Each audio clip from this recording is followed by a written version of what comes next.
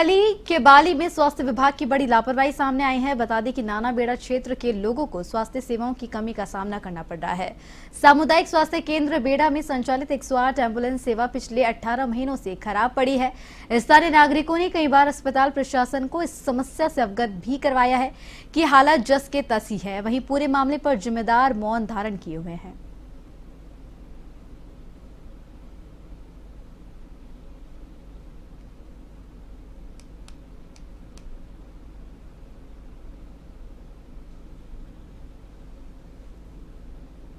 समय से एम्बुलेंस की सुविधा के चलते आज उप तहसील कार्यालय में ग्रामीणों द्वारा ज्ञापन दिया गया और उसके बारे में डॉक्टर साहब बेड़ा को भी वापस संज्ञान में लाया गया कि एम्बुलेंस के लिए सहायता प्रदान कराए और अपने सामुदायिक स्वास्थ्य केंद्र बेड़ा की तरफ से भी लिखा जाए कि वास्तव में बेड़ा में एम्बुलेंस की ज़रूरत है। यहाँ पे ओपीडी ज़्यादा आती रहती है, नेशनल हाईवे बीच में से गुजरा हुआ है तो वहाँ पे हादसे भी होते रहते हैं, तो उसके लिए एम्बुलेंस का होना बहुत ज़रूरी है। ये ग्रामीणों के लिए और घायलों के लिए भी ज़रूरी है, जो ये सुविधा यहाँ पे पिछले काफ़ी समय से नहीं मिल रही है। तो क्या एम्बुलेंस है? बिल्कुल थी, एम्बुलेंस थी लेकिन वो जर्जर अवस्था में है और सुना जा रहा है कि वो कंडम भी कर चुके हैं, लेकिन फिर भी उसको जैसे तैसे यहाँ पे चलाया जाता था। और अब नई एम्बुलेंस के लिए ग्रामीणों तो वो कितने समय से खराब पड़ी? वो 12-13 महीने हो गए लगभग उसको खराब। की जांच करने वाली निजी मेडिकल लैब और साथ ही फर्जी झोलाछाप चिकित्सकों, अवैध नर्सिंग होम और एक्सरे सोनोग्राफी सेंटर के संचालकों के खिलाफ ऑपरेशन ब्लैक थंडर चलाकर उन्हें सीज कर दिया जाता है। अगले ही दिन सीज किए गए संस्थानों को खोल दिया जाता है। स्वास्थ्य विभाग की ओर से कहने को कोई नोटिस नहीं दिया जाता है और न ही इन जगहों पर कार्रवाई के दौरान कोई पुलिस इमदाद ली जाती है। बीकानेर संभाग के संयुक्त निदेशक डॉक्टर देवेंद्र चौधरी के पास भी इस तरह की शिकायतें आ चुकी है। उन्हें अब जयपुर में सीएमएचओ बीकानेर डॉक्टर राजेश गुप्ता के खिलाफ जांच दी गई है। मामले में संयुक्त निदेशक स्वास्थ्य सेवाएं डॉक्टर चौधरी का कहना है कि जांच तक तथ्यात्मक रिपोर्ट बनाई जाएगी। सूत्रों की माने तो बीकानेर शहर में भी कई कार्यवाही हुई है, लेकिन रिश्वत लेकर उन्हें छोड़ दिया गया है।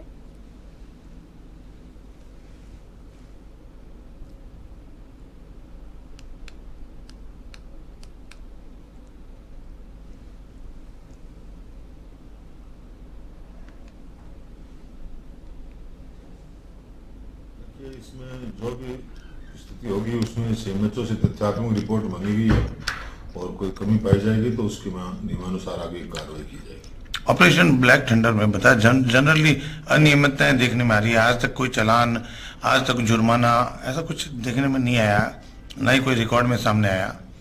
ये सभी रिपोर्टें जो है संबंधित सीएमएचओ डायरेक्ट स्टेट को भेजते हैं, हमें भेजते हैं, वो देखने से पता लगेगा कि किस स्तर की कार्रवाई की गई।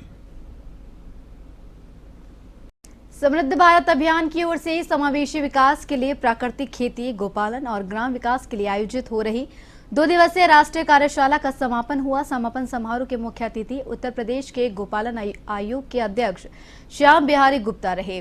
कार्यशाला में राजस्थान के अलावा गुजरात, दिल्ली, उत्तर प्रदेश, मध्य प्रदेश, महाराष्ट्र, बिहार, पंजाब, हरियाणा, हिमाचल प्रदेश, उत्तराखंड आदि राज्यों के 108 संतों सहित कृषि वैज्ञानिक, सामाजिक चिंतक एवं प्राकृतिक प्रेमियों ने भाग लिया।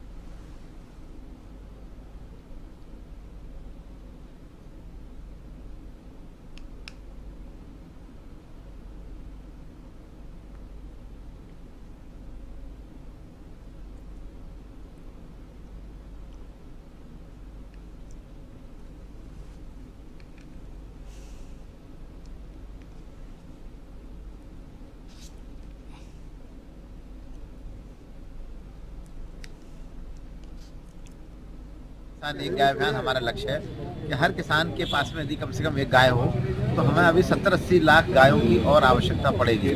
तो और हर किसान गाय पालेगा तो वो करेगा क्या गाय पाल के? गाय हो या बैल हो, उससे 5 से 7 लीटर गौमूत्र, 10 किलो गोबर रोज मिलता है। उससे एक छोटा सा गोबर गैस, अब प्लास्टिक के बायोगैस आ गए, रबड़ के बायोगैस आ गए हैं, एक छोटा सा बायोगैस चला सकता है। उस गौमूत्र गोबर से जीवामृत बनाए, घन जीवामृत बनाए, कीट नियंत्रक बनाए। और हम लोगों का दूसरा एक अभियान भरतपुर में जिला महिला कुश्ती संघ और महारानी किशोरी बालिका व्यायामशाला ट्रस्ट अखाड़ा की तरफ से विशाल महिला कुश्ती दंगल का आयोजन किया जा रहा है।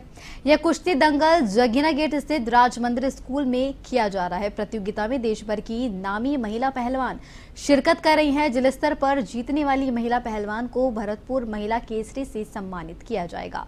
राजस्थान स्तर पर जीतने वाली महिला को महिला राजस्थान केसरी और राष्ट्रीय स्तर पर जीतने वाली महिला को महारानी किशोरी केसरी से सम्मानित किया जाएगा।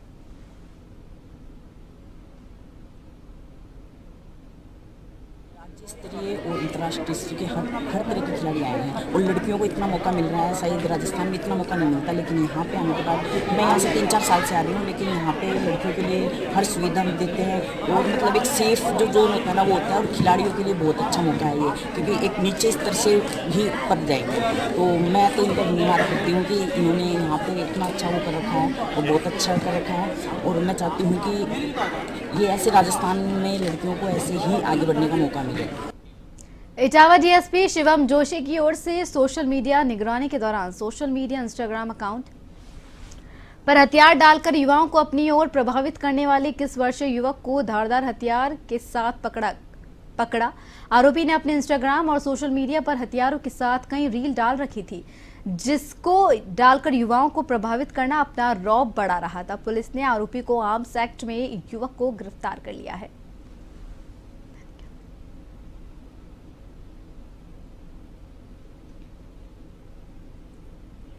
जिसकी इंस्टाग्राम आईडी अर्पित नाम से है, वो अपने सोशल मीडिया अकाउंट पर हथियारों के साथ में तस्वीरें अपलोड करता था, रील्स बनाता था। तो हमारा जो सोशल मीडिया सेल है वो लगातार इसको मॉनिटरिंग कर रहा था। उसके बाद में हमने लगातार इस व्यक्ति पर निगरानी रखी, इसकी लोकेशन वगैरह ली। तो जब इसकी लोकेशन ली तो ये हमें जो है वो अवैध जो चाकू है उसके साथ में हमने इसको गिरफ्तार किया। ये चाकू साथ में रखकर घूम रहा था। और फिर बाद में इसका सोशल मीडिया जब हमने अकाउंट चेक किया, उस अकाउंट पर इसने कई सारे, एक इंस्टाग्राम अकाउंट पर कई सारे अपने सब अकाउंट्स बना रखे थे। केंद्रीय मंत्री अर्जुन राम मेघवाल ने कहा कि हमारे संविधान ने हमें स्वतंत्रता और समानता का अधिकार दिया है, जिसकी बदौलत आज हमारा लोकतंत्र मजबूती से आगे बढ़ रहा है। हम दुनिया की 5वीं सबसे मजबूत अर्थव्यवस्था के रूप में स्थापित हुए हैं और जर्मनी और जापान को पीछे छोड़कर तीसरी सबसे बड़ी अर्थव्यवस्था वाला देश बनने की ओर अग्रसर है। मेघवाल ने शनिवार को राजकीय डूंगर महाविद्यालय में वाचनालय के लोकार्पण के पश्चात आयोजित सभा को संबोधित करते हुए यह बात कही। प्रोफेसर विक्रमजीत ने भी स्वागत उद्बोधन में अपने विचार व्यक्त किए।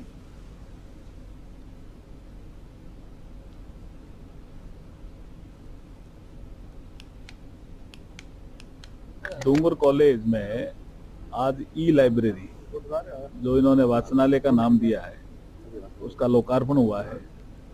अच्छी सुविधा एक इन्होंने क्रिएट की है। जो लाइब्रेरी का कंसेप्ट है वो धीरे धीरे इस दिशा में ई लाइब्रेरी की ओर तेजी से बढ़ गया। अब अगर पुस्तक लेकर के भी उस कैबिन में पढ़ना चाहे तो भी दिक्कत नहीं है, और नेट की सुविधा होने पे कंप्यूटर पे भी कुछ रिसर्च करना चाहे तो भी कुछ दिक्कत नहीं है।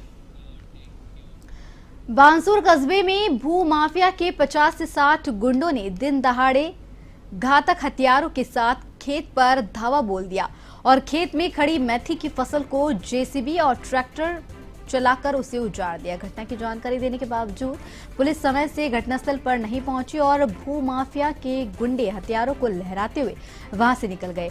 जबकि जमीनी विवाद प्रकरण में बांसुर उपखंड अधिकारी कार्यालय से स्थगन आदेश होने के बावजूद भू माफिया ने बेखौफ होकर खड़ी फसल को नष्ट कर दिया। आपको बता दें कि रतनपुर बलास रोड स्थित आवास पर स्नेहलता शर्मा धर्मपत्नी नाथुराम शर्मा अपने परिवार के साथ रहते हुए पिछले 40 वर्षों से खेती बाड़ी करते आ रहे हैं।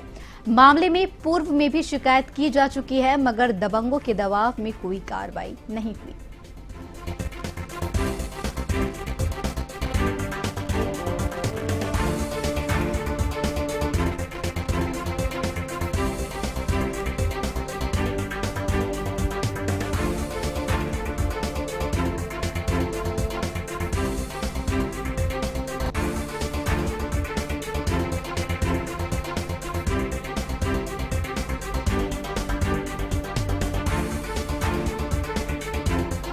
और खबर अजमेर के नसीराबाद से है, जहां नसीराबाद सरवाड़ रोड पर एक सड़क हादसा हो गया। सरवाड़ की ओर से नसीराबाद आ रही तेज रफ्तार कार नायरा पेट्रोल पंप के पास अनियंत्रित होकर दीवार में जा घुसी। हादसे में कार चालक की मौके पर ही दर्दनाक मौत हो गई। सूचना पर पहुंची सदर थाना पुलिस ने मृतक कार चालक के शव को अपने कब्जे में लेकर पोस्टमार्टम के लिए राजकीय अस्पताल की मोर्चरी में भिजवाया, जहां पोस्टमार्टम के बाद शव परिजनों को सौंप दिया है। दुर्घटनाग्रस्त हुई कार की पुलिस ने तलाशी ली तो कार में एक अवैध पिस्टल, 3 जिंदा कारतूस सहित 14 कट्टों में भरा लगभग 250 किलो अवैध डोडा पोस्त मिला, जिससे जब्त कर पुलिस मामले की जांच पड़ताल कर रही है।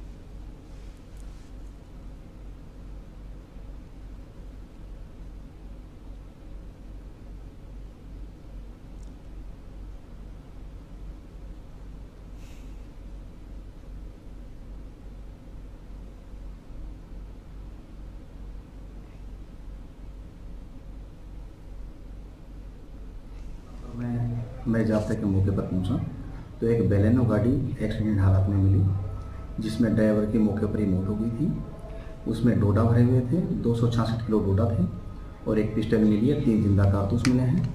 मुकदमा दर्ज कर अनुसंधान प्रारंभ किया गया। मृतक कहाँ का है सर? क्या मृतक बंसीलाल पुत्र श्री पुखराज बिश्नोई है, बैनार जोधपुर का है, जिसका पोस्टमार्टम करवा करके परिजनों को अंतिम संस्कार के लिए बॉडी सुपुर्द कर दी।